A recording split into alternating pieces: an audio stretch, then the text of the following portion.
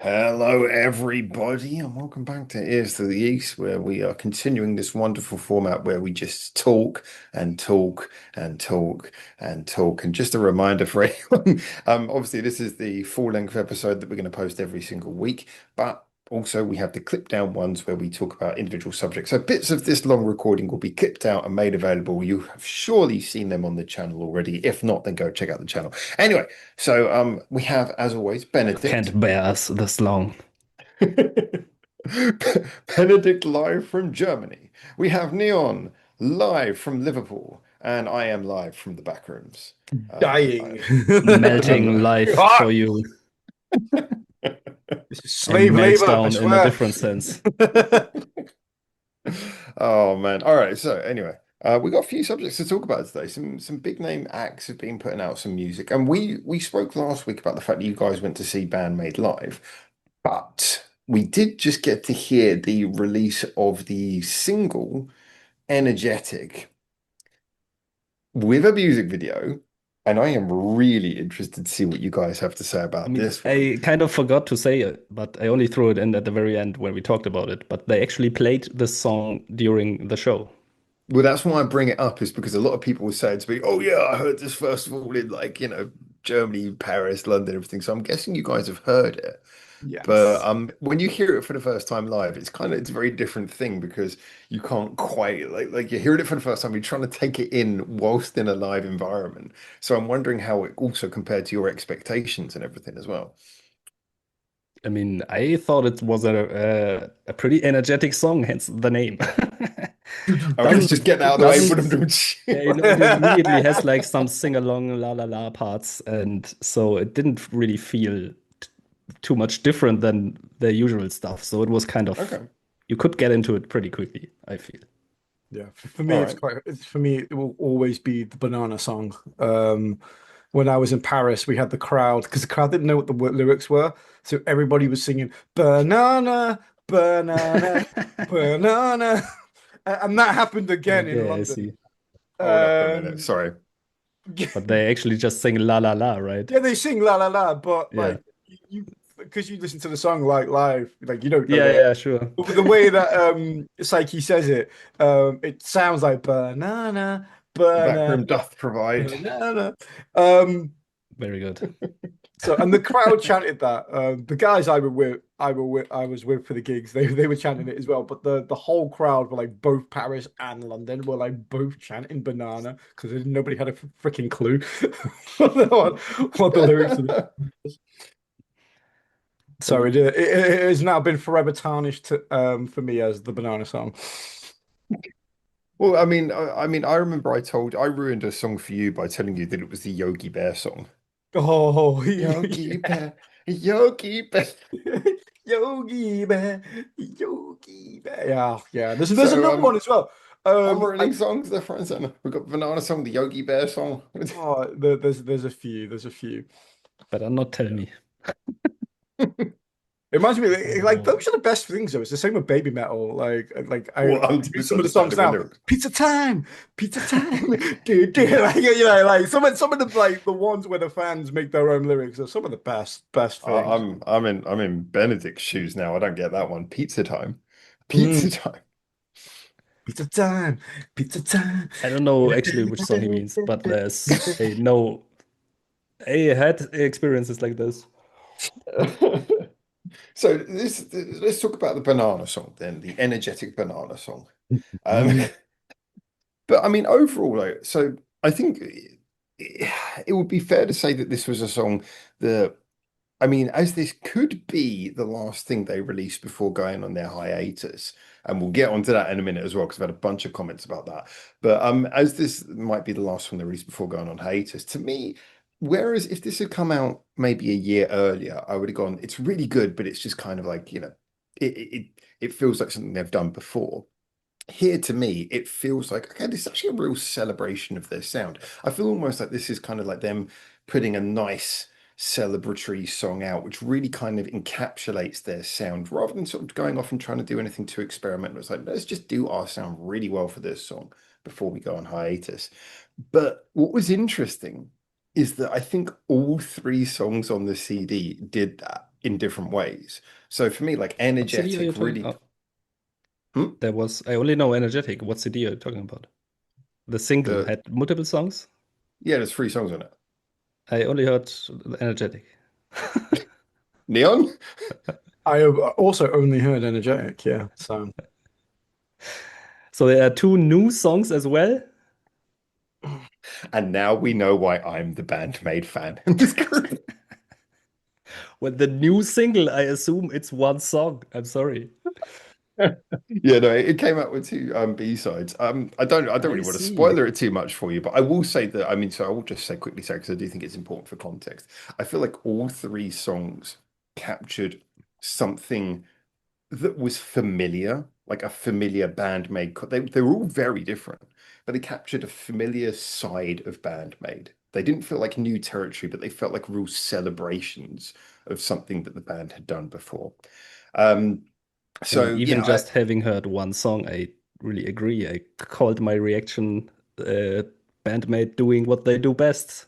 Or yeah. like, yeah, Yeah, I think and I would also yeah. say as well, I think that and I know this can be a contentious point, so I'm going to say this is a very subjective subject, but for me, I felt that the mix on this was really good as well. Like it punched, it was clear, it was loud. It had enough compression to be loud in that kind of way, that rocky way, but it also had a lot of clarity in the mix. The EQ was nice, the kick drums punched through. You could hear the bass so well, like Misa's bass just cut Bass. I through. just wanted to mention, man, Amazing. Misa is popping All right, off I'll on let you this guys song, talk. man. Sorry, Yeah. I'm gonna get too off on it if you let me talk too much. So you guys. No, that was a great description. But I mean, like, yeah, Misa and the rhythm section in general in this song, absolutely outstanding, I would say. Kind of the highlight. And I mean, they even highlighted themselves because they have like parts where it just starts out with Misa, and then later on you have a part where it's just Misa and Akane doing like some trade-off stuff. Really amazing. And I felt like she did more, or at least it was maybe also a mixing thing, was more in the focus a little bit. I do wonder if it's. I wonder if it's just like because in a way I feel like that's kind of the way that Bandmade always is. It's just this Yes, mix that's really allowed true. us to hear it. But I do actually think there is a certain degree where I mean there was more like forefront bass parts in this song. Maybe So I she did do more actually think slapping than she usually did. I felt like there was a maybe. lot of slap bass in this one. Do you know someone left a comment and apologies? I can't remember who it was, so apologies, but the person in question do say underneath. Someone left a comment that I really giggled at because he actually said, "Is like, so this song starts with a slap bass. It's like a bandmate taking hints from Necky now." I was like, yeah, like, yeah, it's gone the other way We around. already established multiple times that they are the same group. Do not. My poor Necky. Stop trying to turn them into Bandmate Junior. Okay, protect the Necky. Protect the Necky. I mean, it's not really something BAND-MAID never did, but I just feel like they didn't do it to that Yeah, no, extent. I know what you mean. It was just kind of funny because I thought, again, without spoiling too much, though, I will say that in my opinion, the second track Days also was in a very different way, very much was a rhythm show, and then the last song Cage, that was where it was really all about the guitars, and it was much more like up top. But I think all three songs were superb on every single part of the layer, which again, I don't. Yeah, I don't want to come across like I'm biased on this because I mean I've said before when there's been like on Scoop, I caught a bit of flack for just saying it's like okay, there's a lot of good stuff on here, but it didn't really kind of excite me as much as stuff like Epic Narratives did. Whereas this one, I don't know, it wasn't like it was super different. It just felt like everything was really enthusiastic and yeah, everything felt like it was really punching. And I think the mix might have been a part of that. And I think also the music video looked really fun. I just felt like this was a very complete Yeah, package. I like really even did. even more refined, if that's even possible. Yeah, and I think also Maybe just more. mixing wise. Because like I think a lot of the time when we listen to stuff like Scoop, it's fair to say like, okay, there's a lot going on, but isn't it amazing how well it works together? And that's true. But sometimes, even though everything's working really well on stuff like Scoop, a lot of the sounds don't have much room to breathe. And I think on this song, a lot more of the bits had room to breathe. Like it was pretty much full on all the time, but occasionally there would be a bit where the bass really was forefront, and then the drums really did have a fill where they became forefront. And it felt like there were just these moments where it had more room to breathe.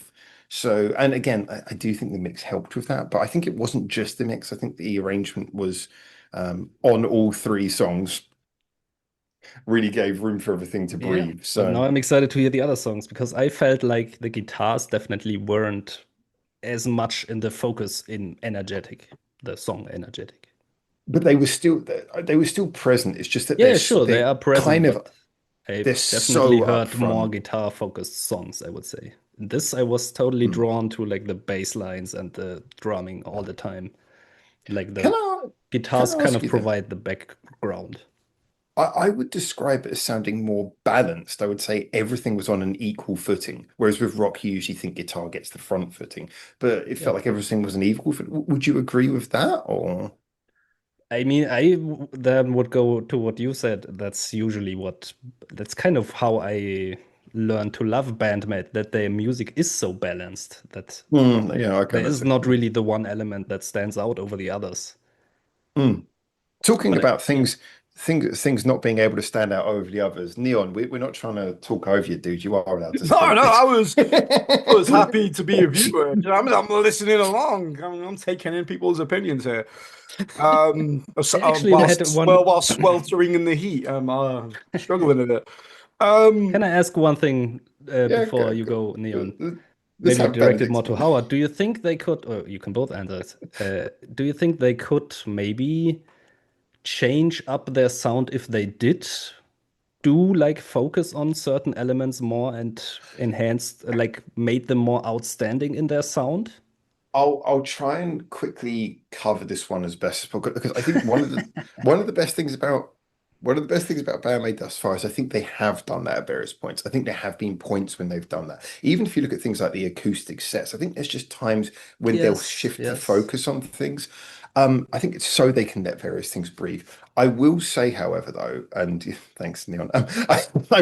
I will say though, like one of the whole hiatus, a lot of people are talking about this, and a lot of people are saying, "Oh, BAND-MAID have made it very clear they're not really going on hiatus. They're just not going to tour for a year." And it's like, yeah, but I love how people think that they hear a statement, so they just know everything that's going to happen. So all they've said is they're not going to tour for a year. That's fine. Doesn't mean they're going to write. Doesn't mean. I mean, I'm genuinely hoping that they take this year off and go and do things to get inspired Yeah, because it same. might allow them to have new inspirations. So if they write, great. If they don't write, they don't. But it's just like when people are like, "Oh, they said they're not touring. That's all." Doesn't mean you know what they are going to do. So it's like a lack of information is not information itself. So, well, it's not that kind of information. So I know people are trying to be excitable, but I would just say that I think there is a good possibility this year is going to be so they can do exactly what you're talking about and find new ways to get something out of their sound, Yeah. get some new I mean, inspiration, maybe. we will have to see if it's done that way or We another way. don't know. I Yes. don't know. I'm hopeful that they're going to do exactly what you just said there, even more. Well, let's Neon. see. I don't know if there's anything even left for me to say. I think you Yeah. two pretty much you just said everything there. How about your social What I will security say number? is one of the things that drew me to Energetic a little bit more is probably Miku's parts, I want to say. When Hmm. I heard them in France and London, um, You mean her vocals or her guitar? just everything. Her guitar always used is typically drowned out by Misa and Kanami when she's live, and then even when she's doing her vocals, they're not quite as loud as obviously what Psyche's are. So considering she's like for a long time was considered the front woman of BAND-MAID, she's been shrinked back quite a bit, I think, over the last 2-3 years. So what I really liked about Energetic after seeing this song twice live was actually being able to hear the Flex. parts. Yeah, get the flex in. Was actually be able to hear her parts a little bit more clearly and see how much she's come along as a guitarist and her backing vocals. There's little subtle nuances when she pops up and she speaks because I couldn't quite hear them during the live versions, to be honest. So I was when I listened to the studio version, I was like, oh, Miku picks up here and does this and that. I honestly, from the first two times I heard it, not Miku, sorry, Misa definitely takes like the front and center, I think, for this particular Psyche. song. Misa, So Miku. Misa, but Misa, yeah. singing Misa. Oh, No, so no, the Misa. front and center of the song, as in just like performances, like Oh getting yeah, out of yeah. things Oh, and Okay, all. okay, right. Misa. Yeah. Because Her. sorry, it sounded like you were talking about vocals, which is Yeah, why I I think was we were a bit confused as well. confused. Yeah. So it's nice. It was nice to hear because obviously the song's so focused, I think, on Misa, like for vast majority. I think Miku kind of suffers a little bit from just being a little bit drowned out because on the placement of where she is in the mix. I think for a lot of these songs, it goes Misa, Kaname, depending on who's first on what particular song and who takes front and center. Then you've got Saki underneath. Akane is, well, Akane's Akane. She's the drummer. She's going to be heard no matter if you like it or not. And then Miku usually finds herself pretty low down. So the studio version for me was actually pretty nice to hear all the stuff I couldn't quite pick out with my own ears when I heard it live. So I thought that's actually always that nice. her vocals were like it had quite the dynamic vocal arrangement. I A lot of parts where Miku had like backing I vocals th were doubling certain parts. Mm. Yeah, I couldn't just quite to hear correct, that just yet. I think what Neon was saying was that live it was kind Yeah, of yeah, I harder to know. make out the points. Yeah, okay, sorry, I just Yeah. wanted to check we were on the same page there. Yeah, because I agree. I thought that the studio version was beautifully, yeah, very dynamic. Um, but yeah, like, I think it's true. Live, you can't really hear Miku's guitar that much a lot of the time. Like it usually does get a bit swallowed up. Yeah. All right. Well, that's interesting. So now everyone's gone silent. Yeah, well, we Video. didn't hear the I other thought two songs because we didn't know they exist. the the video though, I think the video is definitely worth mentioning because we've had this thing that we've talked about for a while. I think it's Ryoji Aoki who does most of their music videos, and I've always said I don't dislike the videos. I just find that they're very. It's always kind of the same basic setup. They're very serviceable. But there's a couple of videos that aren't directed by him, which are often superb. Thinking Afterlife, thinking Unleash, thinking Domination. This video gave me Domination vibes in the way it was filmed and everything, but it had a very interesting, there were little interesting things in the background, in the way it was White framed. walls. Um, sorry, White walls. Wet it wasn't. balls? White I walls. was, There's always I white was walls in every BAND-MAID music video. Oh yeah, they well actually usually they're performing in dark room with bright light. But Mm. in this particular one, I yeah, this was a little bit more thrill-esque with the white walls. They were performing in the void again. But yeah, did anyone did you have any sort of thoughts about that video? Because there was a lot of cool little Easter eggs in there, and I'm just wondering if any of that really stood out to you guys. Well, I don't know if you're something specific you're getting at, but like there were a lot of different locations they went Yes. to. Like I could see London at one point, definitely. I'm not sure about all the others. I don't know. Are they playing Monopoly there? They What were game playing is it They Monopoly, supposed? were so playing It is, Monopoly. which is but like kind of a game they're about it's traveling named around. differently. I remember seeing something, some name on the board, but I cannot recall. Okay, see if I Uh, can quickly load that yeah, up. By the way, I've just checked it. It has been updated on Wikipedia at least. It says that Ryoji Aoki did direct this video. And if that's the case, then I have to say massive credit because this is quite a change in style from videos I've seen from him before. So if he it directed felt this, like it then it still had the massive credit. feel of it, but there was just more exciting things happening. Yeah, Yeah, I also like the I think it was angles and cut everything. better as well, a lot better. Yeah, well, I'm not going to say better. It was cut in a way that actually felt different. You know, Mm. it felt like it was rather than based on the template that he usually seems to use. This had a little bit more different angles, a bit of a different setup. The lighting was different. I mean, maybe he's just working with a different director of photography. I don't know. It could be something as simple as that. It's like, do you know what? How about we light this one I think it could fully? just be the fact that it's a lot of times it's not the white background, but there's actually something going on. Well, yeah, I mean, to me, if I started talking about all the things that kind of are his signatures, I'd be talking about things like the way the camera kind of always is rotating around them, the sort of close-ups on the fretboards and everything. And there's a lot of like shots that he almost always uses in every video. And like the spotlight lighting, whether it be like The the bar dynamic lights or shots. something different. Yeah, there's like a real set of like camera shots and angles and things that always used and lighting techniques are always used in his video. And this felt really different. Um, So I just felt, yeah, if he directed this, then fantastic. This is yeah, a real change. But yeah, so backdrops. We had that generic European setting behind Psyche, which had like it looked like the Colosseum of Rome. It had the Eiffel Tower. It had well the Elizabeth Tower, Big Ben thing, and then it had something that looked a little bit like fucking Harry Potter Street or something. And then then there was one which was so Konami was playing in the woods. Miku was playing at sea, which made me think, did they do any cruise ship gigs? Because I don't remember that.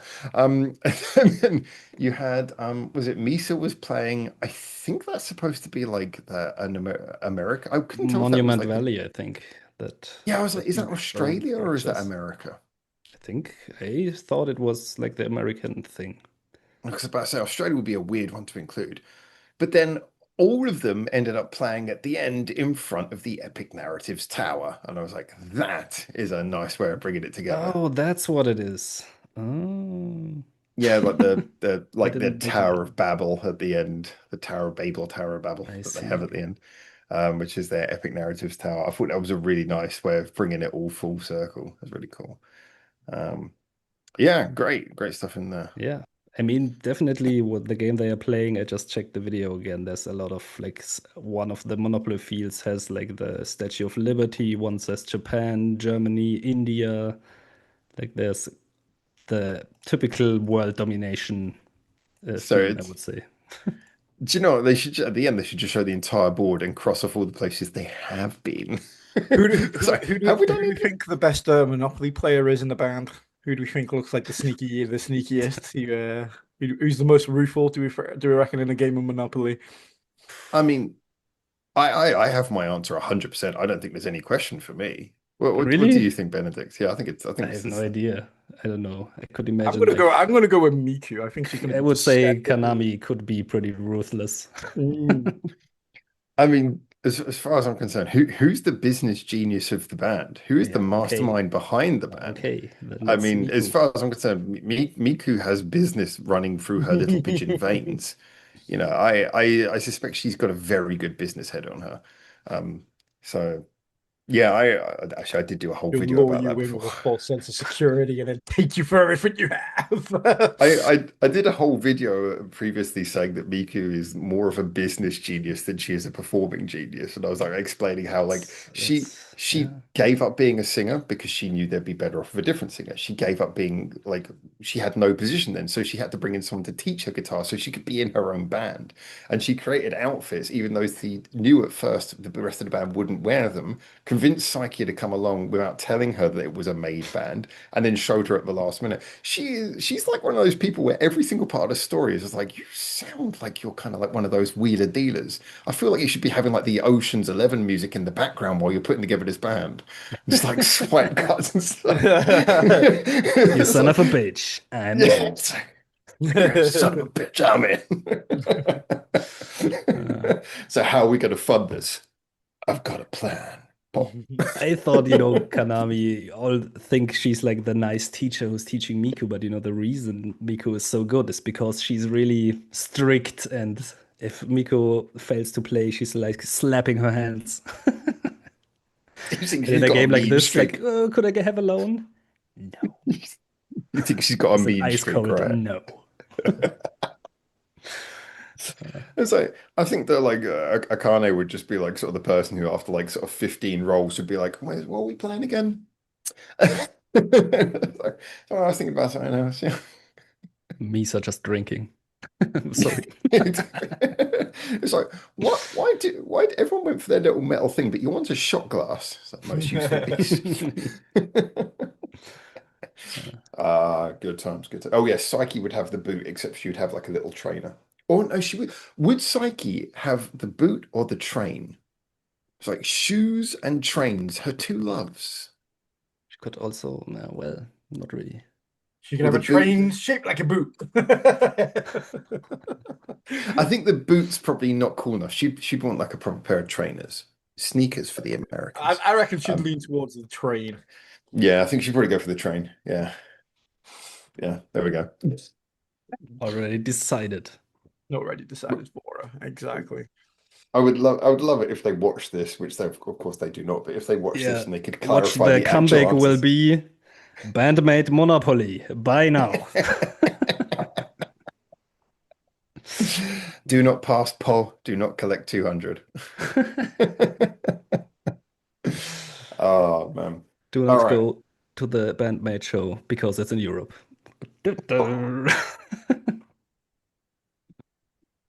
They went. They I know, went. I know. Still have to keep up the joke. It's like we're so much in the Now I habit of don't have saying anything Venom. to hate anymore. It's like, well, we can't do a podcast. We've got to hate something. What's a podcast about hate? Yes. Okay. Talking of which, no, so I'm not going to use that as a segue for anything. But actually, I think probably is a good moment to, without using that segue, to talk about. There was two interesting releases that Basically covered came out in the everything last couple of BAND-MAID weeks. from their origin stories to now to the future. Well, so there was two releases that I think we should talk about. Because in a funny way, I almost feel bad relating these two together because we don't want to compare them, but it is worth talking about these, which is, of course, the fact that in the last couple of weeks, we kind of didn't talk about this before, but there was the new release from Nemophila and there was the new release from Saki, formerly of Nemophila. And yeah, both of these were brought up in conversations, and so we were like, okay, we should actually be Didn't talking I about these. actually? I think I read something that Nemophila actually has another second guitarist I again, have heard they've done, but I don't I know think it's a which who it touring was. guitarist. Um, I do remember they put out the call for a second guitarist. I don't know if that was actually that position was filled. I'll Yeah, have a maybe look that's and what I see. heard. I actually think that's probably one of the best things they could have done, to be honest. I've said that in the Mm. past on a couple of my reactions that I think when Nemo play live, as good as they are, I feel like they really lack a second guitarist. And as good as it's translated since they lost Saki, um, like studio version wise, they have lost a bit of bite, I think, on their live performances. And they've had like Mayu try to fill in with like guitar parts and some bits, but you just need another guitarist. And I think they've kind of like realized that over the last like year a little bit. So I'm quite happy that they've decided, even if it's just a session I, musician. I just covering. So they haven't announced a new guitarist. However, they've recruited someone called Ika, who I don't know, as a live support guitarist for June 2026 show. So that's this month.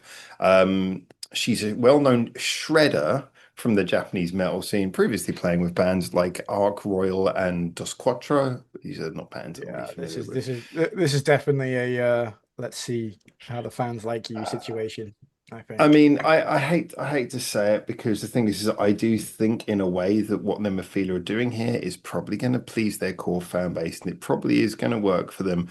But honestly, I preferred them as a four piece and I wanted them to follow that direction and I wanted to keep going with that because I thought it was so much more interesting and I thought it was really cool hearing what they were doing with that.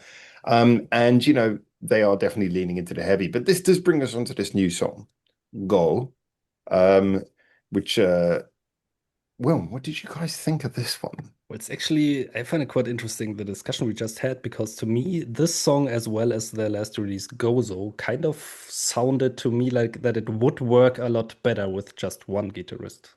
Yes, there are multiple guitar parts, but I kind of feel like you could do that Yeah. live with one guitarist. I mean, you look at like when they did the re-recordings when they became a four piece, they did some re-recordings in the studio and they sounded good, really good. And you're like, in the studio, you I mean, can layer they things up, also, but I'm live, not, you still able to do a four piece. yeah, I mean, I also can see Neon Side because there are songs I feel that they just cannot do anymore. Things that they had before that is now just missing. Not sh I can't really think of any off the top of my head that just wouldn't work. They'd be different, but that's kind of Beautiful fun. guitar harmonies, dual lines, for example. Like Chorus they have in pedal, their beautiful songs like chorus Odyssey, pedal. stuff like that. Yeah, I think you could do that with a chorus pedal. I mean, yeah, there are bits that maybe you You shouldn't could. do, but I mean, I think you could rewrite. I think it would be interesting. But look, either way, they're not going that direction. However, I think this new song, this I think was just recorded as the four of them, and it does feel like that. It feels like a four-piece song there is layering, but it feels like a four-piece song essentially to me. Um, but did you guys enjoy it? Because I thought this was quite different from Gozo in some ways. Okay, Oh, I actually felt that it kind of continued the Gozo direction because kind of a more direct, straightforward, banging in your face style. Didn't have, for example, these. Well, also, I think that I really loved about Gozo didn't have all these whoa, whoa chorus things, and that I'm never really vibing with. And this one didn't have that as well. So I quite enjoyed this because I thought it was kind of similar to the Gozo direction. But in what ways did you feel it was different? So for me, I would agree the production sounded like Gozo, but from a writing standpoint, this was significantly less hectic and it was less sort of dependent on like the panicky sound that Gozo had, which for, like I said, it worked, but I felt like Hmm. it didn't have enough for me enough variation in Gozo. I enjoyed it, but I just didn't feel it was quite as rounded as stuff like Apple of My Eye. This felt like it had a much more direct kind of writing as well as production. So everything about this was kind of yeah, again, there was none of that panicky feeling that things were, and sometimes that can Panicky. work, That's but interesting. in I never moderation. never So had that thought while I do listening to like it. ooh, I do like some of their chaotic songs, but again, everything in moderation, variation works. So this song, for example, I really liked this because it had a very clear sort of head-banging mid-tempo thing. It did go double time at the end, but it had this really cool head-banging mid-tempo thing that worked with that direct style of production. However, would I want a whole album of that? No, I think if this was on Gozo, it would actually make Gozo better because it would actually add that extra bit of variation, I think. I don't disagree with that. Yeah, I think if I stuck this in the middle of Gozo, then I think I would enjoy Gozo more, not because Gozo's bad, just because this would add a more rounded feel to it. And but like you say, it does fit in with the production ethic of Gozo. Like production wise, it Yeah, sounds like that kind yeah. of raw Nemophila thing that they're doing at the Definitely moment. doesn't have the typical modern production that you hear a lot. It's more of a, I don't know, sounds more old school in a way. This is because Gozo is the one where they took over their own production, but this one that they also produced this one, didn't they? I'm I just gonna think actually so. I would assume. let me just check quickly. Mm, So You can Neon, talk. what do you think? talk to me or him? You're called Neon. Um, yeah, I like this song. To me, this one reminds me of a song which is primarily designed to be one of those songs where the guys at the front of a live show or they are all hanging onto the barrier or just going, Yes. yeah, yeah, Yeah. Yeah, yeah.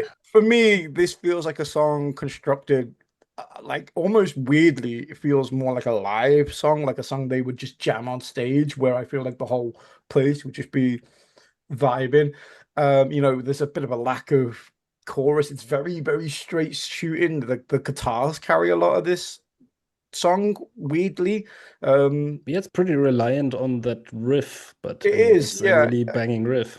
Yeah, this just feels like maybe like a song they would like come out to or Yeah, like would be maybe towards the end or I was something. thinking this will be the opener for the next Yeah, EP or whatever. it has that vibe. It has that vibe on it. It's the way that it's constructed and the way that it's layered. It's not a song that you would have on a radio or anything like that.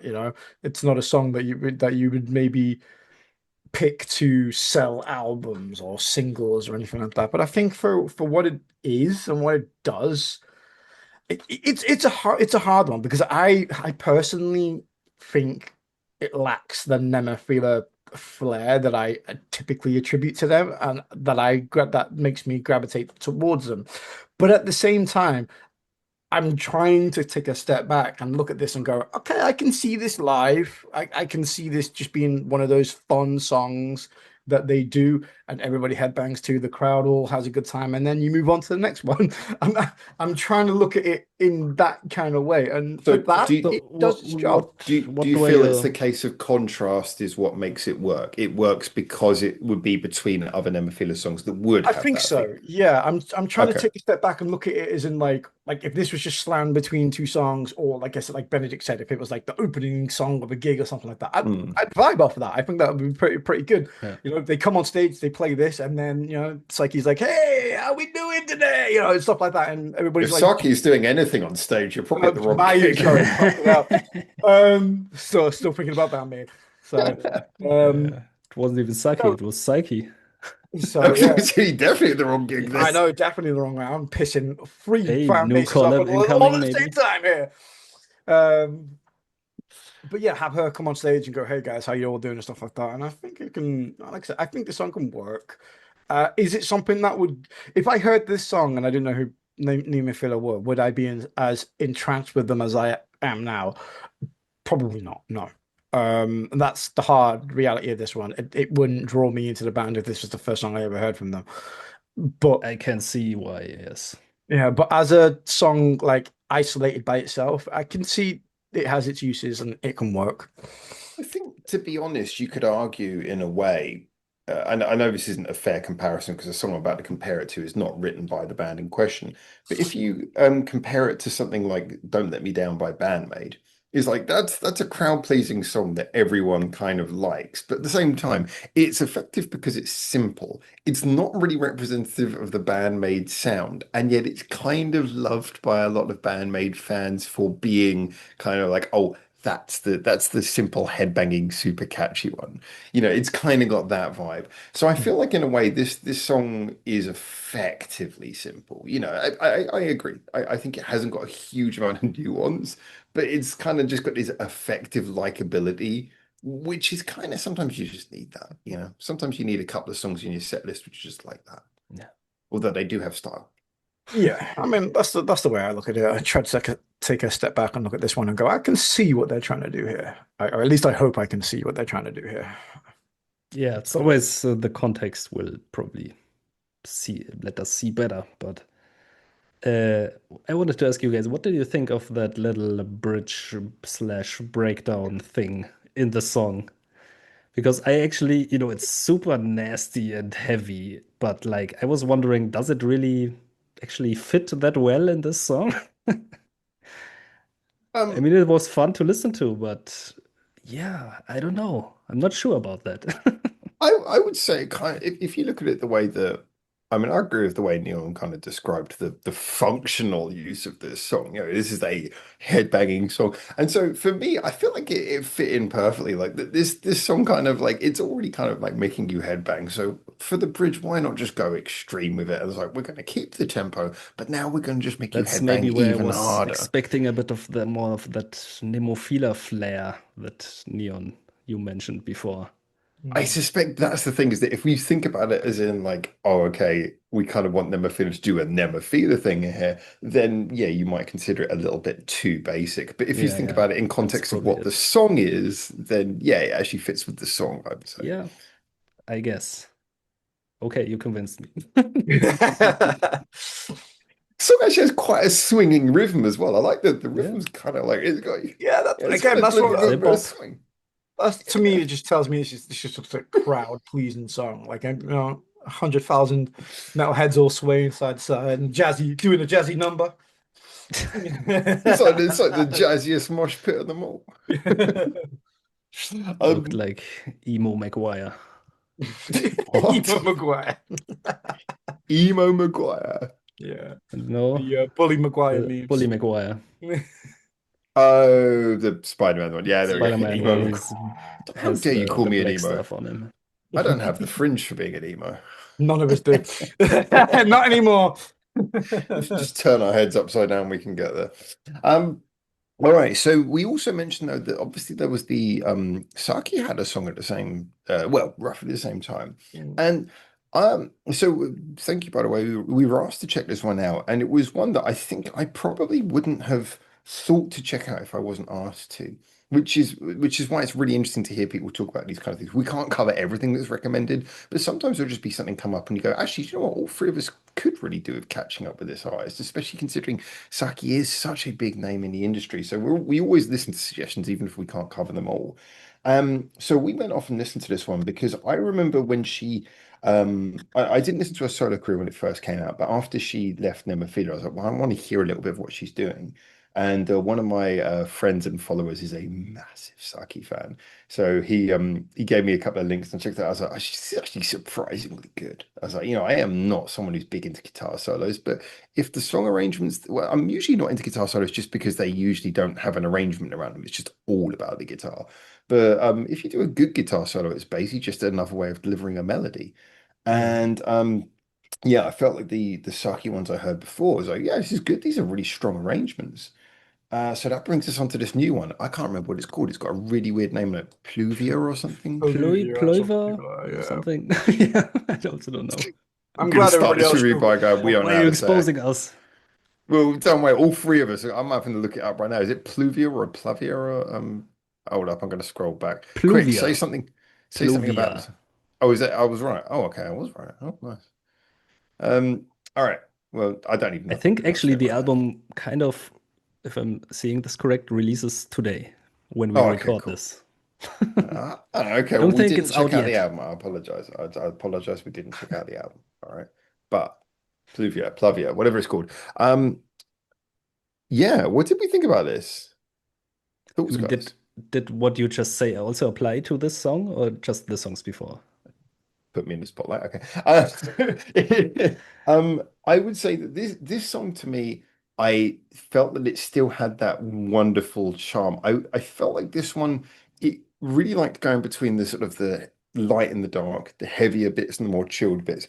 I think the only thing for me is that this one didn't quite feel like it had the same sense of direction as some of the other songs I'd heard from her. Like a lot of the songs I'd heard from before, they really felt like they built up towards a crescendo. This one Hmm. kind of did, but it felt like a little bit like it was going backwards and forwards for about 5 minutes. I watched what was called the YouTube version, and I was thinking, hold up, is there Is there another one? loud bikes in the back rooms? I was like, okay, if this is the YouTube version, is there a longer version? But it felt like it was not too long, but it was certainly on the longer side, and it just didn't feel quite as concise as some of the other songs I heard from her. But the atmosphere was really solid. I really like the whole atmosphere and feeling from it. That was great. I see. So I can say this was my first Saki. Sorry. Saki Ah, I see, I'm not the only solo. one fucked up. I'm happy with that now. At least he knew who he was talking about. Yes. I will fuck off. Um, my first Saki solo project song that I ever heard. I didn't even know she had Hmm. songs before, so I didn't know what to expect at all. Because you said it's not really what you listen to usually, so I wasn't sure will this even go into rock territory, and was quite surprised. This had some heft to the sound. Um, and you know the reason I was asking you if you like this because this reminds me very, very much of like early Polyphia. I knew you were going to do that. Knew you were But going to do that. specifically early, they have one Look, EP. I think one of I the have first this. I ones. don't have chicken with me, dude. I'm sorry. I didn't bring any Banana, chicken. I apologize. banana, banana. No, they have one release called Inspire, and I think the song on it is also called Inspire. 100% these vibes. That's why I immediately loved it. I could go out for chicken. No, Fuck you.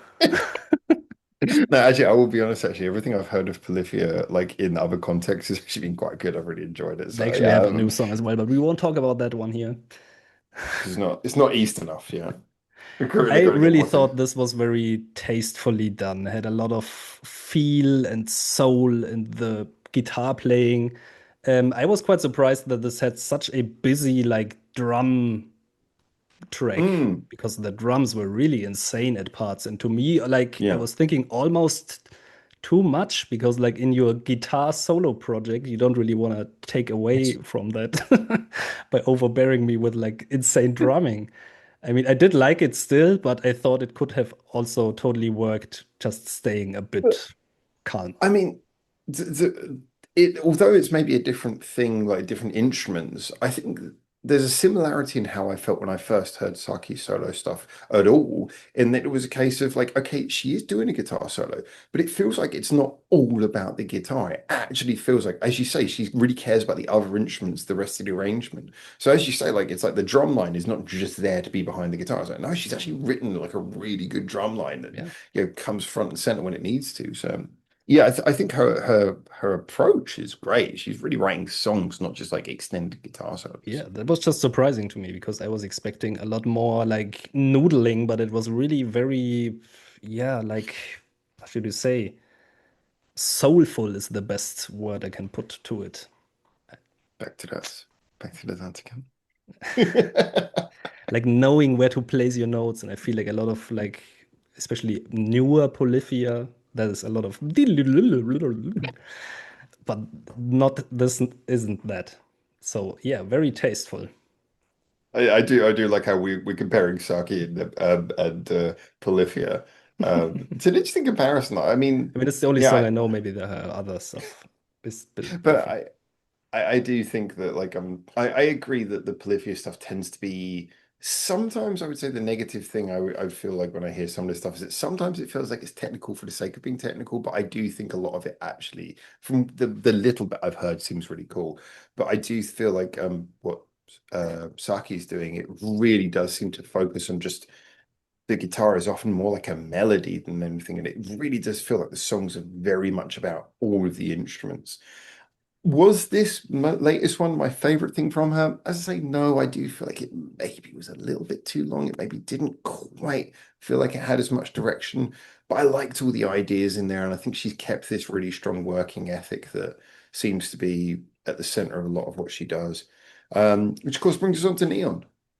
I, Again, I think you guys have covered all my points that I would have said. So, like, I Oh, don't the know what next Wanted to song, else. we've got mention to it's make kind of him talk funny. first. It's kind of I don't funny know what that else both to Nemophila add to that. guitarists Like every time I'm in did my head, like and polyphia I'm gonna bring projects. up this point. I'm gonna bring up this point. I'm gonna bring up this point. By the time you two freaking yap and it comes to me, I'm fucking down. My points are All gone. right, all right. So Neon, I want you to give us what is your top 5 points that we've made? um, I want to say as well for this song, it's probably not one of my favorites from her. I thought the rhythm guitar actually sounded a bit weak, a bit flat. For this song, although it's going for like a bit more of a ballad-esque, more of a somber feel to this one. And I very much enjoy Saki songs when it's it's a little bit more upbeat, it's a little bit more energetic. Again, different type of vibe to her usual stuff, which I get. Um, but like Howard said, the one thing that really kind of draws me to her is that her the way that she uses the guitar, it sounds like it's a singer basically. That's the way I look at it. It's that's the Yeah. vocal performance. And she's very good at doing that. I would put her in like the same league as like Takashi Amora with his like guitar solo stuff and Hazuki of like really being able to nail that stuff. Like I feel like because any guitarist can make a instrumental, but I would say that only 25% of them can make a good one that really stands out. It's a very hard thing to do. And I think if you're trying to do an instrumental, I think as a musician, I think you get found out, and I think it separates the good musicians to the elite musicians here a little bit. I mean, Um, as you are like a kind of, you're a guitarist yourself. I know you do songwriting, but you kind of approach it as a guitarist. And this is maybe a question for both of you. Um, do you feel like maybe this is there is a distinct difference between someone who knows how to play their instrument, write stuff for their instrument, but then everything that the song kind of comes afterwards.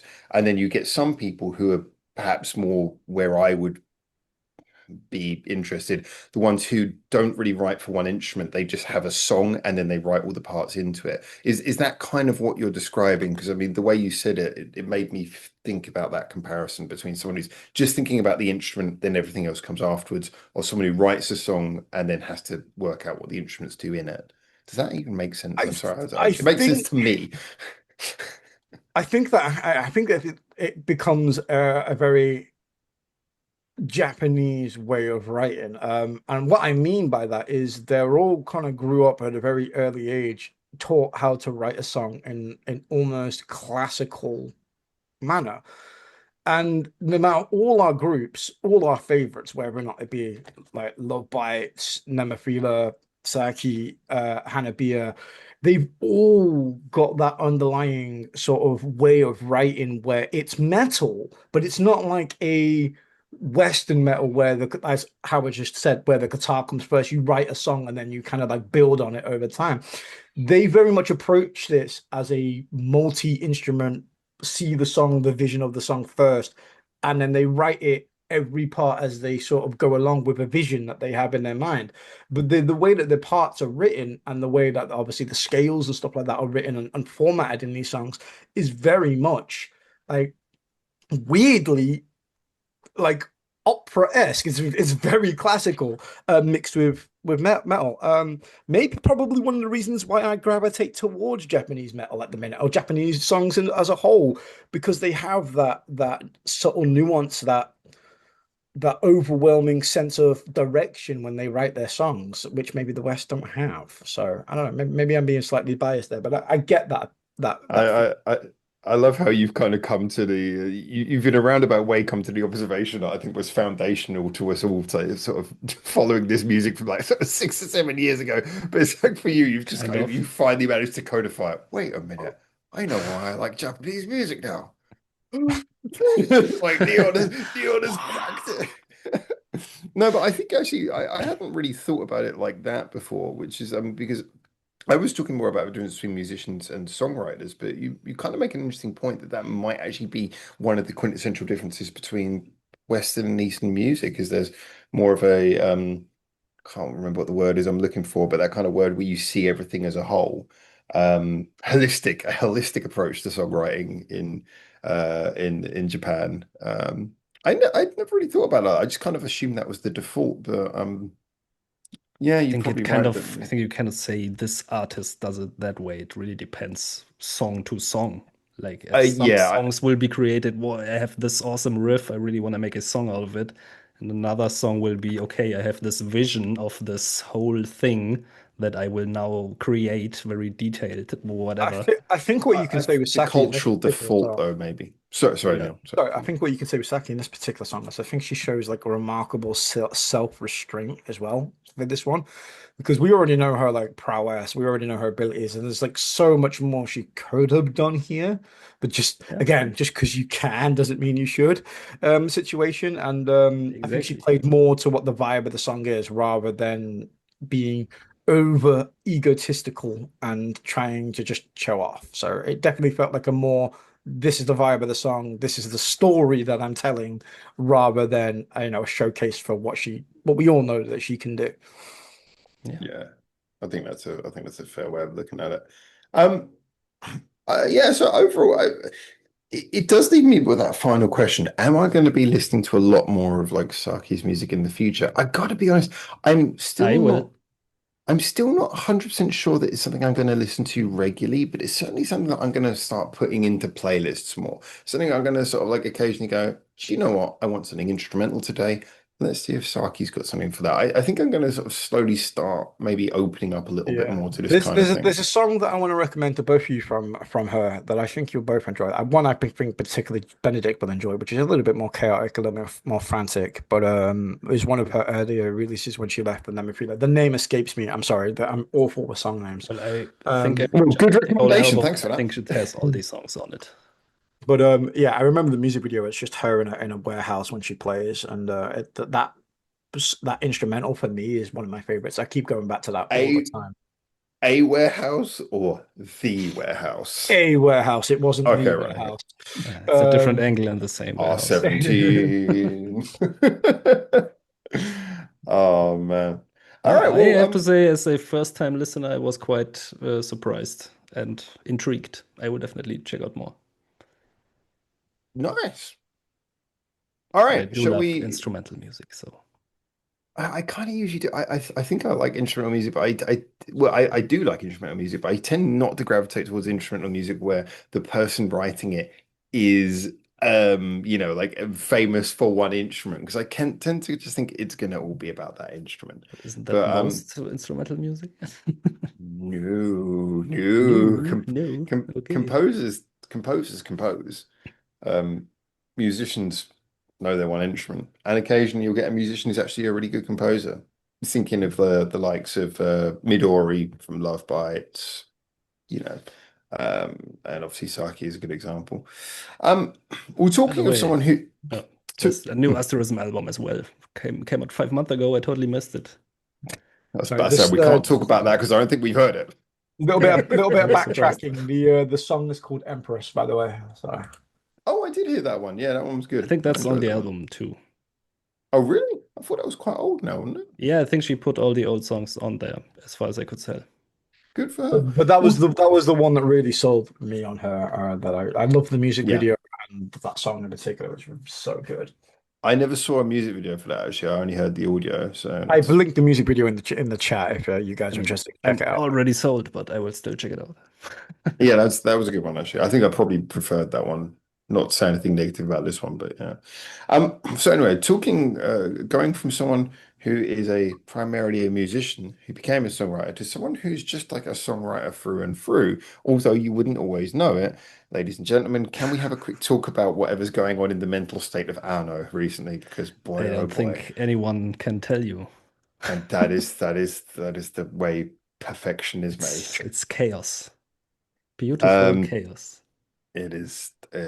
I mean, someone says, "Hey, we're going to do an anime about Sergeant Frog, and it's going to be for kids.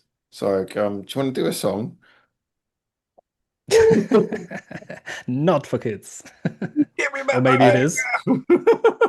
this was okay. Well, I did say this time I'm gonna let you two go first because like Neon keeps on saying that we speak all the points up Okay, first. Well, Neon, then you have to I've go got way first too on many this one. thoughts about this, so yeah, let's get Neon in on this Me first. too. No, I like this. This reminds me of probably like a bit of a weird comparison, but it actually does remind me of like early baby metal. It's that over cuteness, that kawaii um vocals with like layered over with like strangely sort of like some screams and stuff. Like I was listening to this, I was like, Some. what the fuck is I was going on? thinking, do you remember that Lady Baby Easter Bunny song?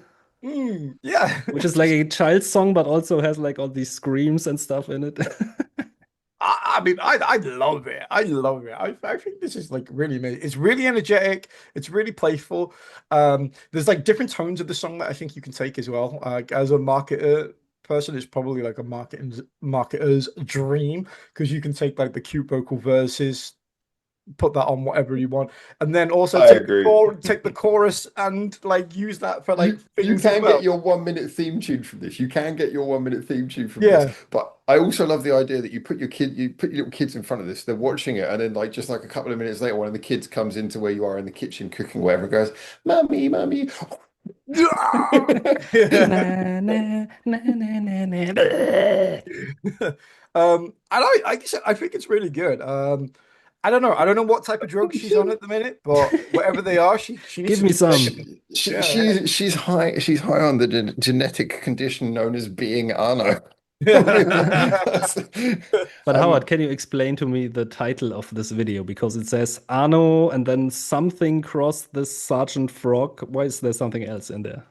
What is that? are you looking at just the music video or sorry, The yeah, where it says collaboration. I can send you the link. okay, Collaboration so music the video. so if you're sorry, I'll just quickly see what it This says one. on the official one because I've been listening to the audio version a lot actually. I posted in Um Discord. You can see the uh title there. oh, sorry, I was in the wrong thing. Let me just check what the YouTube video says. Yeah, okay. It makes Right, me so want to watch the anime, the so Yeah. she does a the good job. so it's a collaboration with that's the kids anime that it's referring to. Um this anime has actually been around for quite a long time. And what again, I Yeah, hate to but say it, like what one is the anime and the other is Sergeant Frog is something else, or what is going no, on? that is Sergeant Frog is the anime. And then was the first thing. That's the name of the song. Ah, I see. That's the name of the because it says the name of the song X Sergeant Frog. I was confused. Ah, yeah, it's a bit of a weird use of the punctuation. Yeah, no, I you're see. absolutely right there. Okay. But the thing which is like really quite cool about this is that so again, apologies. It's a single. It has got a second track on there, but his Shit. I mean I will tell you this because it's not so much of a spoiler because I mean look her song is the first track on the single. The second track on the single is her singing the original theme tune, which is like a la da da da kind of theme tune. Okay. It's just like it's like so brilliant that It's the she's gone and outro. done the original theme tune as well. Which is kind of like it's called the March of Sergeant Frog. I can't remember, but it's like it is like a march. Da, da, da, da, and she's singing, and it's just after hearing that song, then hearing the second song, it makes it all the more insane. You're just like there. I can't think of The second anyone song else who doesn't could pull have this off. any weird elements. It's just that song. The weird element is that Arno's doing Yeah, okay. But she doesn't like growl at it. certain moments. No, no, she's Okay. just singing. It's very cute. It's very adorable. The original theme tune I think was done by the voice cast, so she needs another voice. And the other voice I heard is apparently the comedian who was on. Probably shouldn't talk about this, but on her TV show, who is a really good guy, and he seems to be really funny. And yeah, Anna has had some problems with TV recently, but yeah. She's Okay. got a really good friendship with the comedian guy. And apparently, I didn't know this. Apparently, he was the one who did the other vocal on this song with her. So, like I say, she's really then into. She's given them a full suite of music for this anime. She's given them a theme tune. She's redone the original theme tune, and I love that. I love the fact that yeah, just someone as chaotic and as wild as Anno, just like showing genuine love for this anime like this. It's so cool. Do you reckon they'll use Anno's version of the theme tune going forward, or would you reckon they'll just stick with Oh the hell original? no. Or Yeah, no. I think it's like I think this is a movie. I think this is a movie version that she's done it for, so I think it's just going to be used for the movie. But yeah, maybe actually you got a point though. Maybe they'll use her version of the original on the TV show if it's an ongoing TV show, which I would assume it is. I assume that is Um, going on, yeah. yeah, I might just look that up briefly while Probably we're. did they just wanted the second song where she sings the children's thing and he was just provided this as a bonus. Or you think they just wanted to do the original, How and then about she was like, this? "I also I guess did that, like I this said, for as you you." know, the Japanese animes particularly like to change their songs and singers and stuff between seasons. So I could totally see Anno's version being maybe I mean, even a new Picara's one. Kiro, I think, was used in like the new Trigun anime opening. Oh, So it was also an anime theme song. Theme song. Song. They got a bit lispy there for a minute. All right. Yes, my German's coming through. Apparently, ja, man can so spielen. Sorry. okay, yeah, it has actually confirmed. And no, this is an AI search. I'll be clear. Um, but the AI has apparently confirmed that yes, so it her version of the Corora March will be used as the opening theme tune uh for the TV show, I believe. Yeah, from what it's saying here, it'll be for the TV show. So both of the versions she's done are going to be used. Both of them are going Nice. to be used. Good, good. So oh man, but yeah, this was just it's just One so will be wild. aired after 20 o'clock. But it's one of those animes where because it's like a kid's anime. I don't really watch that much anime anyway, as you know, but because it's a kid's anime, every time you go past like gacha machines or like a kid's place, you see this character everywhere. So I don't really know much about it, but I've seen this character everywhere. It's just like everywhere you go in Japan. And it's one of those characters it's super familiar, but you don't really know anything about it because you're an adult, you're not watching it. Um, and then just like sort of seeing this with the annotations made me go, yeah, it's suddenly very cool. Yeah, I just thought it's a very fitting. The anime looked pretty crazy, like with frog Gundams and all that shit. It's like totally, totally Anno's mindset somehow. So actually, I mean, funny thing is that we didn't focus too much on the song, but I did kind of want to say because again, this was a song. It was entirely written by Anno. She wrote the song, and I felt like this was uh, because you asked me before you listened to it. You actually asked me, Benedict, is it as crazy as Picarous Hero? And I kind of said I don't think it is, but in a Yeah. weird way, it's kind of more metal, and I think it's crazy in a different way.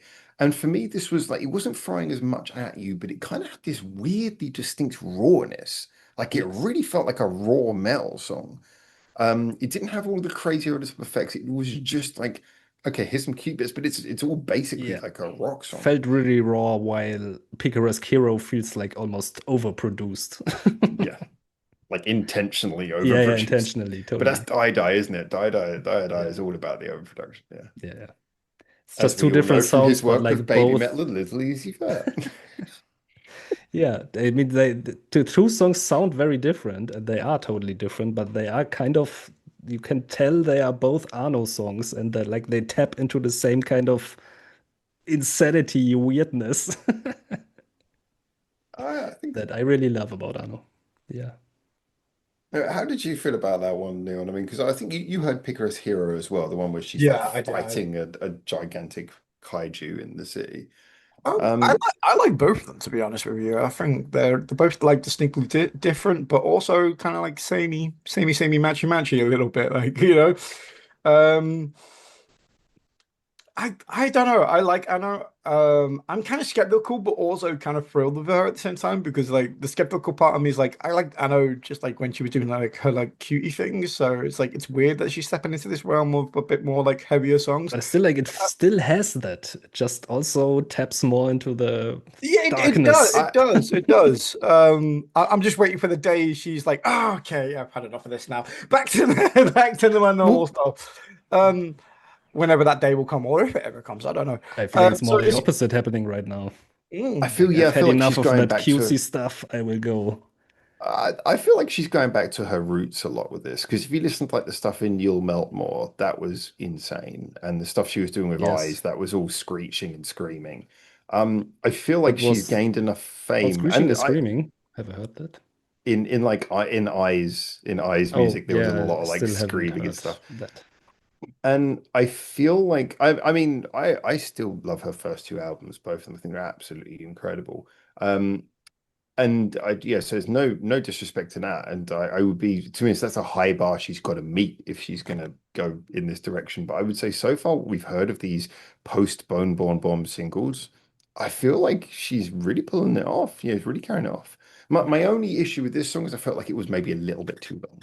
I felt like it probably could have ended after the second chorus fine. It kind of went a little bit, but yeah, it wasn't bad. It was just a little bit on the long side, I felt.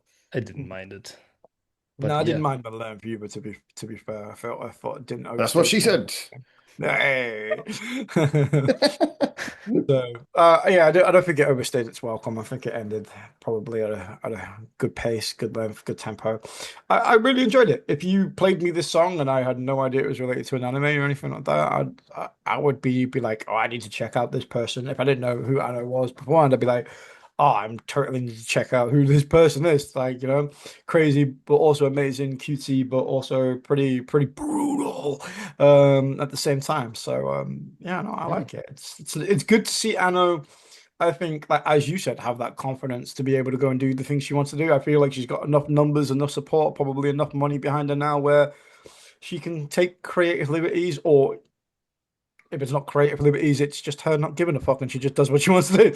I So mean, yeah. I don't want to get too much into this subject, and given the fact that I think this song was written before everything, but given that she's had a little bit of controversy with the media recently, which felt like it was a bit overblown, I almost feel like this song is exactly what she needs right now. I feel like she's probably in that mind state where she probably does just want to scream and let off a little bit of stress. So, I imagine she's just going to be more fueled than ever before. Um, uh, Yes. Give me she more. More She, Metal Anno.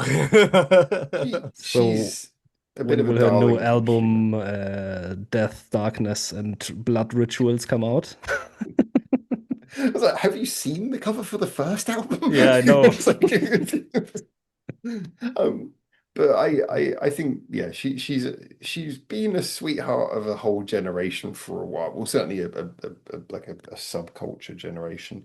Um, and you know, life always changes. You know, you always have the peaks of your fame, you know, when you're in vogue and when you're not, and these things. And I think she's going to have a very long and successful career. I just kind of like hope that she's using music to channel kind of a lot of the stress that I suspect that she probably wants to vent on occasion. And it does That's seem that what she's often produces the greatest music.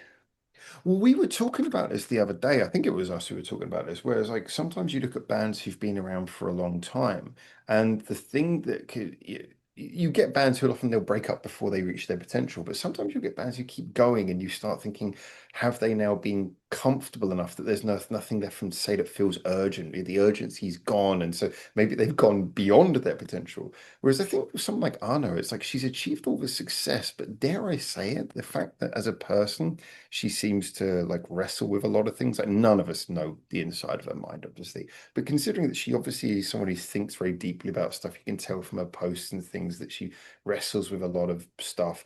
I think as although you don't want anyone to have like a struggles in life, it seems to fuel her to be incredibly creative. So I would agree with you. I think she's just got this creative energy, which is going to keep on giving us amazing music. I just hope that she's happy. You know, I just hope that she's feeling good within herself, you know? Yeah, I mean, music can enable a lot of things. You can work through emotions and stuff through Mm, that. And if yeah. that doesn't work, then just get off on a shit ton of drugs and write some music. That works as well. Maybe That she's worked. That already This worked is there. a all message throughout from the ears 60s, to the 70s, and east. 80s. Maybe she's already doing that. Yeah. I think she is the drug. I think that's the Yeah, way. she is Yeah. the So, drug. guys, I need to quickly get some water, so I'm just going to go to level 2 of the back rooms. I'll be right back. Just going to get some Dun, dun, water, dun, okay? No dun, worries. She's dun, gonna get dun. lost now. This is where the horror movie starts. We're gonna see Dun, dun, dun, flickering dun, dun, iCloud in dun. the background. You guys keep talking, and we'll see what you talk about when I get back. We just finished the topic. What I, an asshole! I, I I love mean, it. In the world of Benedict, what have you been listening to recently? what else? I mean, there's What's been new in the world of Ave Benedict? Mujica that Ooh. release, for example. That's maybe interesting for you. You need to check it out. Yeah, I that's on my list of things to go through, to be honest with you. Like what other bands like is there anything like that really kind of sticks out? Now What that did you Howard is not here, I the warning has the been releasing warning? some good What stuff, what did you but think don't of the tell warning? Howard. Yeah, I liked I've been really loving the warning recently, I'm not gonna Yeah, lie. same. Um But don't tell him. It's I mean not a good topic. that's east enough, right? If you depending on where you stood. Yeah, like if you go far enough, you always end up there. Hmm. So, oh, I didn't get your opinion. What was We your can opinion see that on you're standing there, Howard. East back? Uh,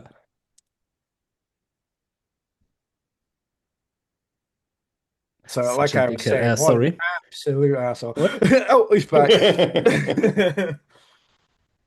Yeah, this place is genuinely creepy.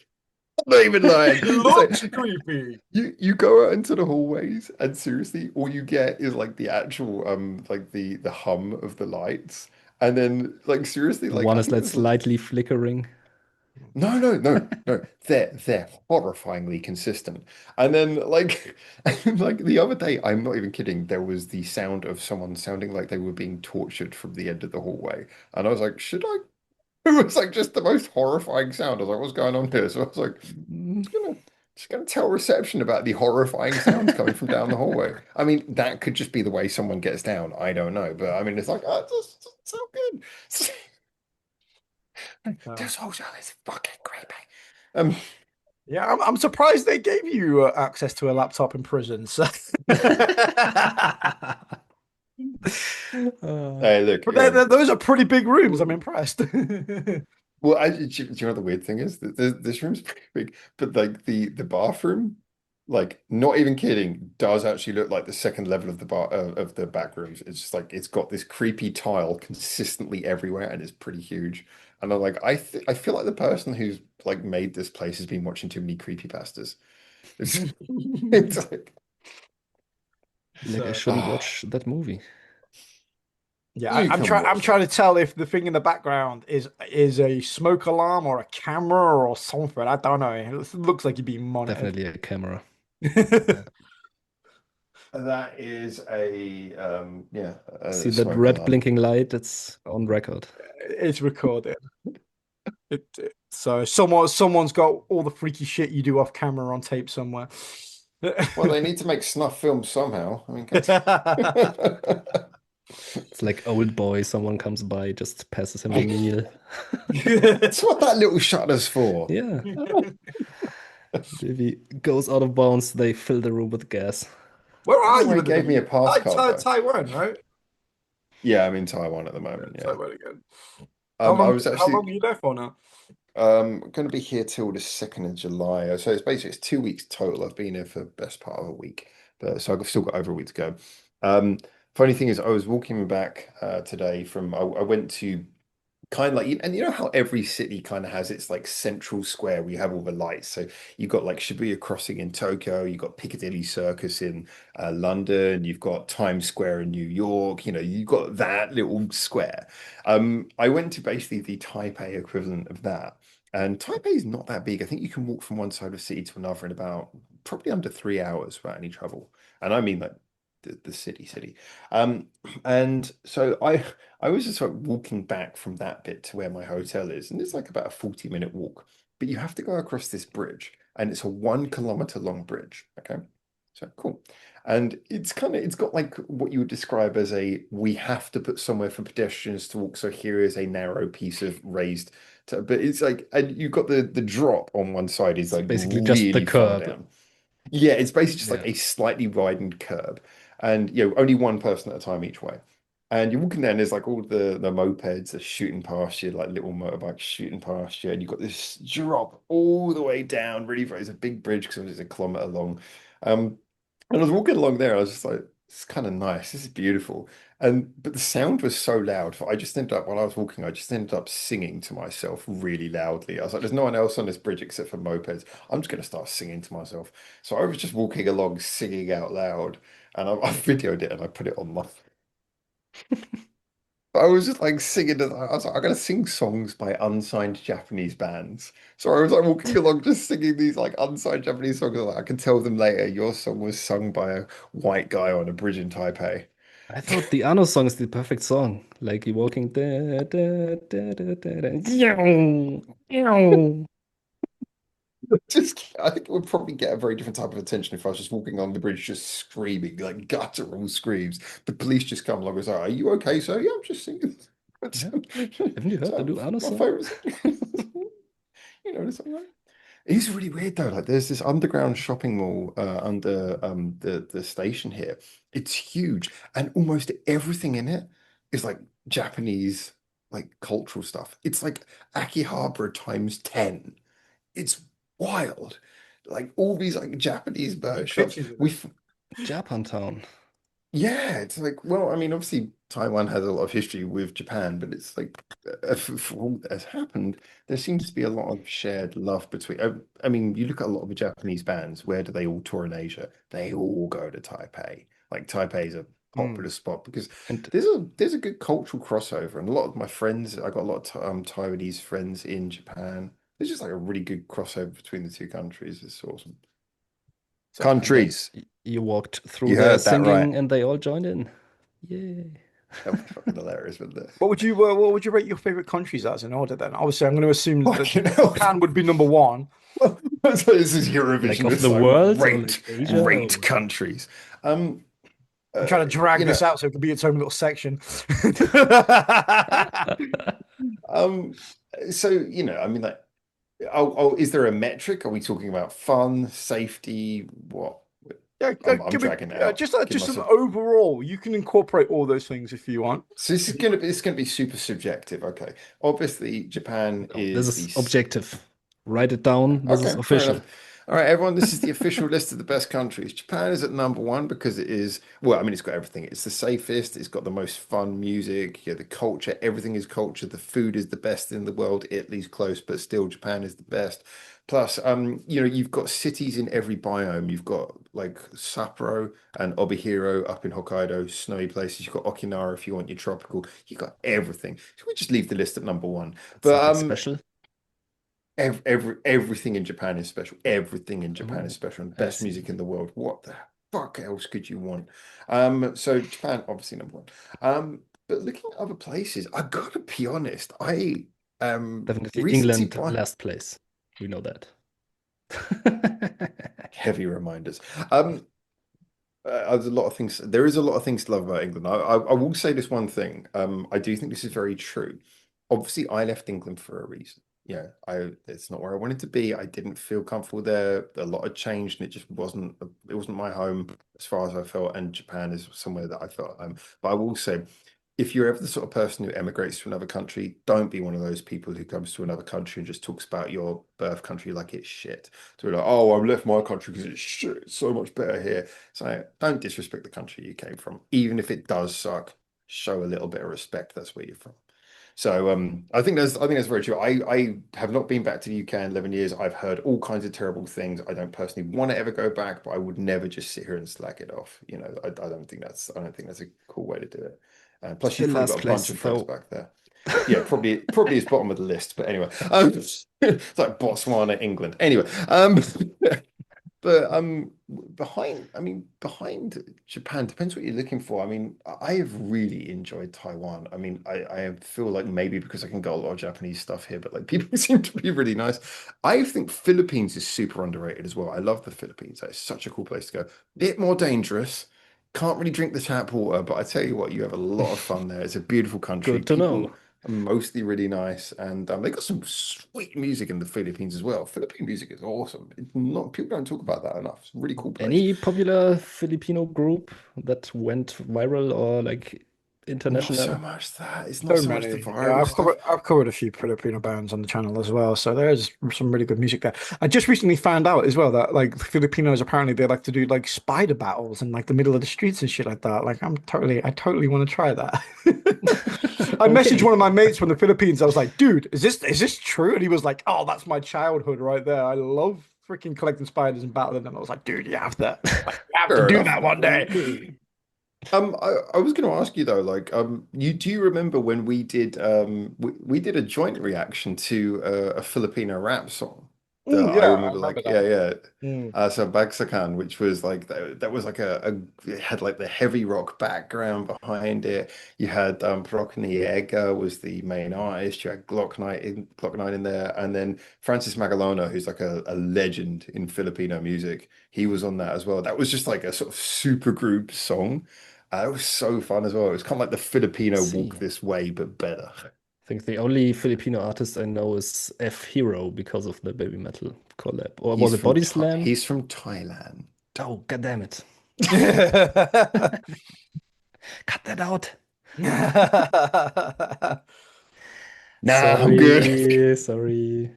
Nah, that's cool. In all fairness, I will tell you, like, so James is going to be coming out here to meet me. If anyone doesn't know James, my friend, who was actually one of the co-founders of my channel back in the day, he's coming out to meet me out here. But the thing is that he is one of the many people in the world who still hasn't properly worked out the difference between Thailand and Taiwan. And so he was booking his tickets, and I was like, and he was like talking about places to go, and I think he started mentioning Bangkok. I was like, James, Wrong these country. places are not close. These places are not close, James. It's like, no, no. Taiwan, okay, Taiwan, Taipei, Taiwan. So he nearly ended up hanging out with F Hero because F Hero is the only person in Thailand. Get to the airport and like F Hero body slammer waiting for you. Hey, honestly, for most people, there's China and Japan. That's Asia. Right. Most people, Europe is just like Germany, France, and not England anymore Yeah, yeah. sometimes. I mean, Definitely not England. Um, yeah, to be honest, like there's a lot of places that I really like, but I've also I've kind of Yeah, I feel like I don't feel like I've spent enough time in Taiwan to fully give a rounded opinion, but I will say so far, with exception to this hotel being terrifying, I think it's been a really awesome place. No, this hotel's pretty good. It's been a pretty awesome place. I would really recommend Taiwan. It's actually the third time I've been here, but the last two times were just like 2-day trips, like on the way through. Really enjoying it. Philippines is great as well. Korea is great. Don't get me wrong. I feel like I've probably spent too much time there now, and it's kind of caused me to kind of see maybe a little bit through the glaze and see some of the things that I'm maybe not such a fan of. But I would still recommend Korea as a if you like Japan and you want something similar to Japan, but with enough differences to be interesting in its own right. Korea is a very good bet. You'll get a different culture, but you'll get most of the things you enjoy. You say Uh, it's cheaper than um, Japan as a like tourist. one of the interesting things that I've come across is when people talk about which countries are cheaper, usually they use like the price of like commodities, the price of like supermarket stuff to compare. Yeah, or Um, like price of i- the yeah, if the you take flats. away, so I don't really buy branded goods just because most of the time you're paying extra for nothing. If you take away like branded goods, I would say pretty much Taiwan, Korea, and Japan are almost exactly the same price. I would say stuff is cheaper in Japan, but I wonder if that's just because I've lived there for so You long go that for I the kind of cheaper know stuff. where to find. Yeah. I know like I know the Gyomu supermarket and this kind of thing is like if I didn't know Gyomu supermarket, would Yeah, it yeah. still be cheaper? Um, so I would say they're pretty similar. The And base rates which you pay. country would you say is the easiest to navigate if you don't speak the language? Korea is definitely too unnecessarily complicated. The signage is not helpful. Um, I've had this argument with my Korean friend before, and I had to point stuff out to him. I was like, "What would you do in this situation if you couldn't read that? What would you have to do?" Korea, the signage is unnecessarily unhelpful, and James actually said the same thing when he went there. He was like, "This is Okay. like they do have stuff in English, but it is not put in useful places. It's not where you need it. You have to know where to find the sign to even do it." So. Mm. I think Korea is probably fine, but it's not easy. Japan is like so fucking get around. But again, I am I was just surprised biased how because I lived easy this it out? is to get around It's Japan, to be really honest. easy. I think that's probably because of the American-based like heritage and stuff, I imagine, right? And But tourism Japan you could say gets. that for Korea as well. I mean, Yeah. you could say that more for Korea. Um, do you know the funny thing is though, the one thing that everyone gets wrong in Japan, and I do not blame them, is when you stand on a platform, you're like, well, this platform is for this train comes along, you get on it, and then it just goes a different way. You're like, yeah, that platform is for this direction up to a certain point, and then it breaks. So you have to check the destination as well. So it's like this platform actually serves quite a few things, and there's express trains that will just go straight past your station. So you do, but when you get to the platform has the map, it has the list, and it's right there. So if you look, there are maps all over the platforms all before you go down the stairs, all around the stations in English, in Japanese, all around the stations in Japan. In Korea, can find a map. So you have to, so there'll be one on the entire platform. You have to walk up, and it will usually be like this, like kind of really weirdly shaped one that doesn't really make sense unless you know what you're And looking not at. in And English, I assume.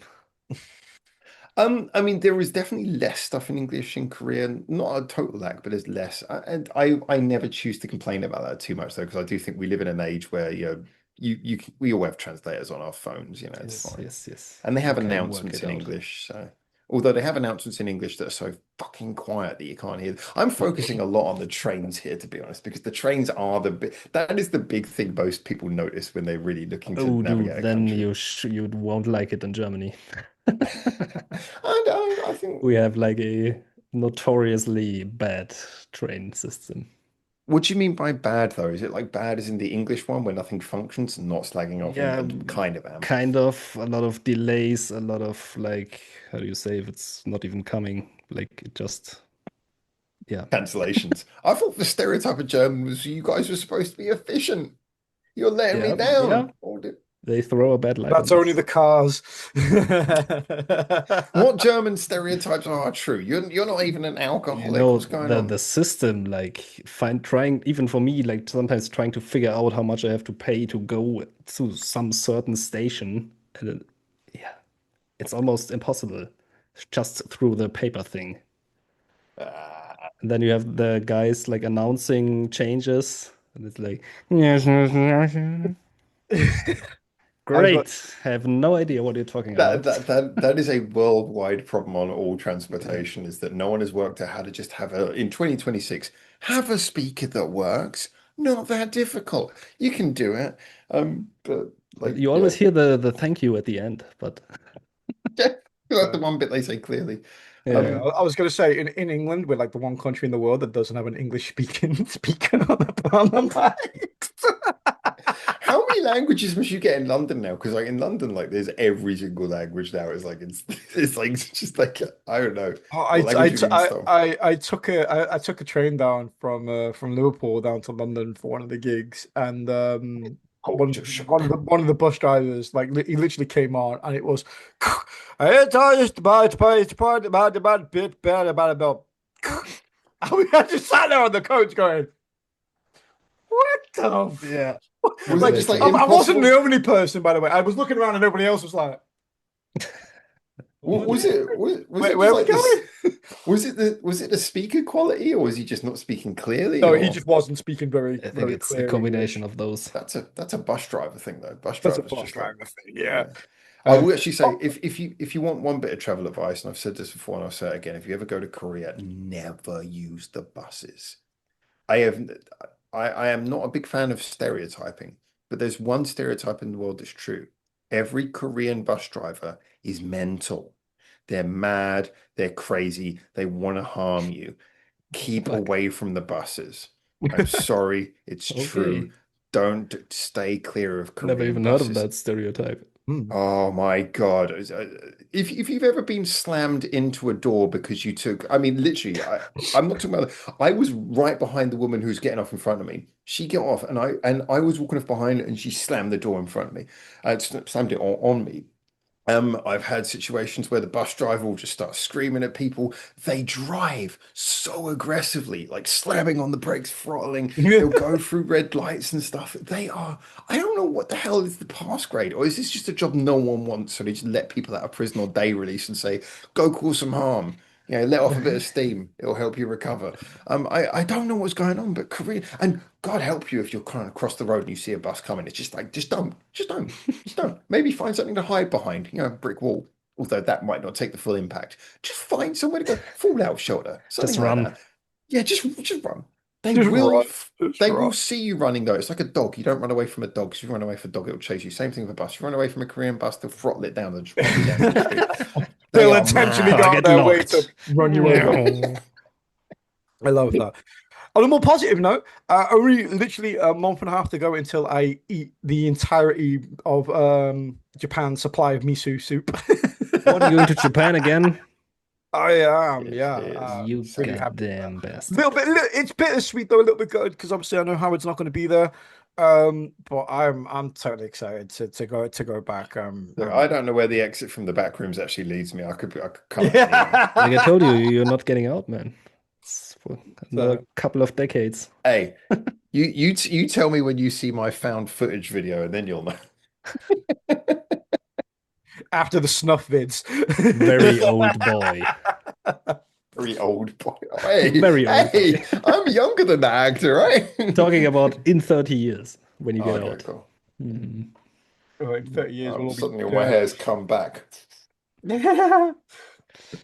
Yeah, So, I mean, like, I think it's going to be really cool with you being in Japan. Although it's going to be kind of like heartbreaking for you to be in Japan, me not to be there. But hey, I'll be nearby. I'll be nearby. Anyone who has been following my story, a lot of stuff's been set up that I do have some like good leads and stuff. But I think because we're already halfway through the year, a lot of the people I'm kind of working with and dealing with, they're just kind of assuming that I'm just going to come back in January because I can sort of use a different visa type in January, come into the country, and then deal with a lot of stuff in person to hopefully get like my new long-term visa sorted out. So I think we're kind of like a lot of us are just kind of reclining to the possibility that it might. Now it's been half a year, so unless something sudden happens, I'm not going to push it to be. I hope I'm back sooner. I really do. But yeah. if nothing else, I'll be back in January. And boy, oh boy, I have got a long list of people who know I've been away and have been contacting me. And so I like literally, I've already got like the first couple of months entirely booked with people who want to see me. So it's going to be wild when I get home. Nice. But Yeah, it's going to be sad not to be there with Neon. But yeah, it's been a fucking rough year. But I'm really glad that you're going to be there, dude. You're going to have a good time. Going to can enjoy it. basically only go upwards. Yeah, exactly, exactly. Exactly. Although I So don't know what's on the second level. more More back back rooms. rooms, yeah. Yeah, they got like swimming pools and stuff up there, so I'm a little Oh bit yeah, concerned true. about it. Yeah. So there's like a whole shop and cafe up there. He has no idea. He's been up there the whole entire time. Ah, dude. Well, I think we kind of covered a lot of interesting stuff with that. I actually really enjoyed this, but was there any other topics or anything that we hadn't covered that you guys wanted to go over or anything that Mm, Let me just have a quick flick, see what I've been. just real quickly, is there some new dates maybe for Arno album or something new released? Some no I mean, infos. no new Did we album cover Necky info Flick? Oh, from we did, didn't we? Yeah, we That did that was was last time. last time. Yeah, yeah, yeah. You can see how Haku. much it affected him. Well, I talk about the new Definitely Haku stayed in song. memory. I will say that have either of you seen the new Haku song and music video? Because whether you like the band or not, Haku. that music video is fucking, that is a trip. I actually think that's probably one of the best directed animated music videos I've ever seen, like 3D animation. I love the direction. It's so trippy. It's What is it so called? Haku? wild. Haku. So in English, that would be Haku. Yeah, They're I actually don't a think I'm band who've familiar really with this exploded. artist. They really, really exploded. And cool, yeah, cool band, cool band. It's one of those ones where I wouldn't say they're like a top band for me, but they're definitely a band where every time I listen to them, I'm like, okay, I really actually appreciate and enjoy what you're doing. It's definitely interesting stuff. 5 days The ago, I guess that's it. Official music video.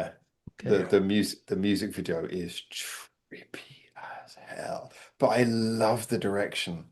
It's so Like like in a Arno way artistically. or in a different way? I think it's like it's playing to be crazy, but at the same time, it's actually quite beautiful. I just feel like the whole way it's directed, it's actually quite beautiful and quite atmospheric. And there's a lot of like weird shots where the camera is zooming around that kind of look cheesy, but actually they're just pulled off so well. It's kind of got this endearingly playful, colorful madness. This I you haven't kind of seen look the at the music video yet, so you're selling that to me. Although the audio that I used did the Love Heart ship, which was pretty cool. I like the way that was yeah. used. It definitely felt to me like one of those videos where you could kind of look at anything and say, oh, that's just cheesy animation stuff. But then the more you start thinking about each of the individual shots, it's like there is some really clever stuff happening in here. And I thought it was like a real feast for the eyes, that one. Great song as Okay. well, but I don't want to spoiler it too much because Benedict hasn't heard that yet. I'm But curious to see the video. yeah, it's one of those ones where I think some people watch it and it won't wow them at all, but just to me, I thought it was really very creative, like super creative. So, um, All right, guys. yeah, As always, if you're watching this on the channel, on YouTube or via one of the shorts and stuff that get cut up, don't forget to leave your suggestions and stuff for things that we'll pick up that maybe we missed or gone through the if grapevine you're or watching it on are one of the released. shorts, you're not going to see this bit. So I If don't know it's how you the cut last it up. short. So, um, Neil's yeah, trying to tell just us to give fuck us some off. recommendations.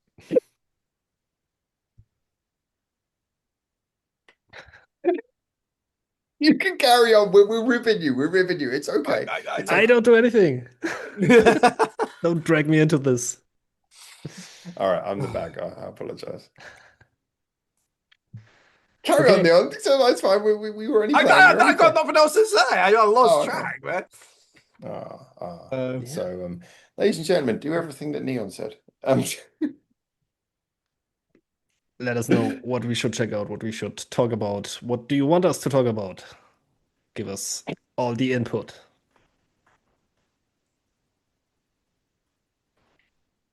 Well, I'm doing the Trump thing, aren't I? Yeah, Yes. you're doing the two cock thing.